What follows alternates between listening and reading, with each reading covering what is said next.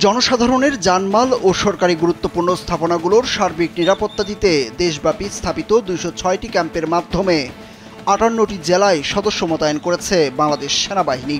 শুক্রবার আন্তঃবাহিনী জনসংযোগ পরিদপ্তর বা আইএসপিআর-এর পরিচালক সামিউদ্দৌলা চৌধুরী স্বাক্ষরিত এক সংবাদ বিজ্ঞপ্তিতে এই তথ্য জানানো হয়েছে।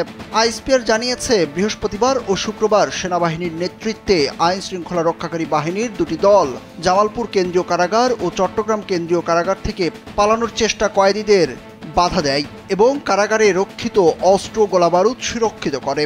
সেই সঙ্গে দেশের বিভিন্ন এলাকায় একাধিক ভাঙচুর ও লুটপাটের ঘটনা প্রতিহত করে। পাশাপাশি সংখ্যালঘুদের নিরাপত্তায় নোয়াখালী জেলার একটি মন্দিরে দুষ্কৃতিকারীদের আক্রমণ প্রতিহত করে সেনাবাহিনী। যমুনা রেফ্রিজারেটর, খাবার ফ্রেশ তো লাইফ জম্পেশ। এছাড়াও কক্সবাজারে অবস্থিত বলপূর্বক বাস্তুচ্যুত মিয়ানমার নাগরিকদের ক্যাম্পে নিরাপত্তা দিতে সেনা সদস্য মোতায়েন করা হয় এবং অন্যান্য আইন শৃঙ্খলা রক্ষাকারী বাহিনীর সঙ্গে যৌথ পেট্রোল পরিচালনা করা হয়। রাজধানী ঢাকার ২৯টি থানাসহ দেশজুড়ে ৪১৭টি থানায় ইতিমধ্যেই সেনা মোতায়েন করা হয়েছে, যা পুলিশের হারিয়ে যাওয়া অস্ত্র উদ্ধার অভিযানকে ত্বরান্বিত করবে। সেই সঙ্গে বঙ্গভবন, প্রধানমন্ত্রীর কার্যালয়, মহাখালী ডেটা সেন্টার সহ দেশের বিভিন্ন গুরুত্বপূর্ণ স্থাপনার নিরাপত্তায় নিয়োজিত রয়েছে বাংলাদেশ সেনাবাহিনী।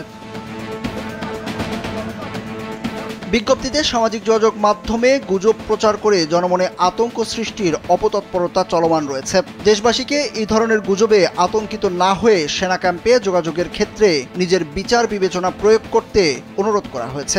জনগণের স্বার্থে এবং রাষ্ট্রের যে কোনো প্রয়োজনে বাংলাদেশ সেনাবাহিনী সবসময় জনগণের পাশে আছে এবং থাকবে বলেও বিজ্ঞপ্তিতে উল্লেখ করা হয়েছে।